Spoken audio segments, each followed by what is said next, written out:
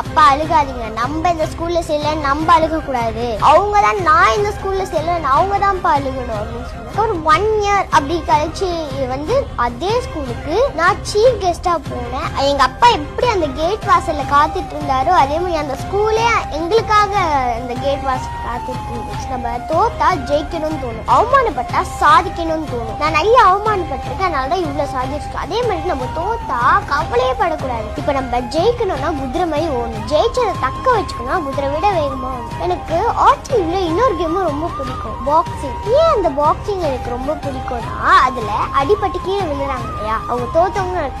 அடிபட்டு கீழே விழுந்தவங்க திருப்பி எழுந்து நிக்கலனாதான் தோத்தவங்க அர்த்தம். அதனால எனக்கு பாக்ஸிங் ரொம்ப பிடிக்கும். என்ன குருநாதை அடிக்கடிக்கு சொல்லுவாங்க, சஞ்சனா விழவில எழுவேன் விளைவில எழுவேன், ஒன்றாய் விழுந்து 9ஆய் எழுவேன், விஸ்வரூபம் பெறுவேன் அப்படின்னு சொல்லுவாங்க. நான் 5 வேர்ல்ட் ரெக்கார்ட்ஸ் பண்ணியிருக்கேன், 3 டாக்டரேட்ஸ் வாங்கியிருக்கேன், 282 அவார்ட்ஸ் வாங்கியிருக்கேன், ஸ்டேட் மீட்ல 10 கோல்டு மெடல்ஸ், 2 சில்வர்ஸ் மற்றும் பிரான்ஸ் மெடல் வாங்கியிருக்கேன், நேஷனல்ல 6th பிளேஸ் வந்திருக்கேன், ட்ரஸ்ட் வச்சிருக்கேன். அந்த ட்ரஸ்ட் பேர் நாங்க கரங்கள். அந்த ட்ரஸ்ட்ல என்ன பண்ணுவேன்னா எனக்கு வர பொன்னாடிகள் வச்சு என்ன போல இருக்க பெண் குழந்தைகளுக்கு பாவர் சட்டையா தச்சு கொடுத்துருக்கேன். அதே மாதிரி யாரும் இல்லாத இறந்து போறவங்கள நானே எடுத்து அடக்க பண்ணி வச்சிருக்கேன். அதுக்கப்புறம் ஒரு சேனல் வச்சிருக்கேன், அந்த சேனல் பேர் தமிழ் கிழவி. நான் 126 ஸ்கூலுக்கு சீஃப் கெஸ்டா மோட்டிவேஷனல் ஸ்பீச்சுக்காக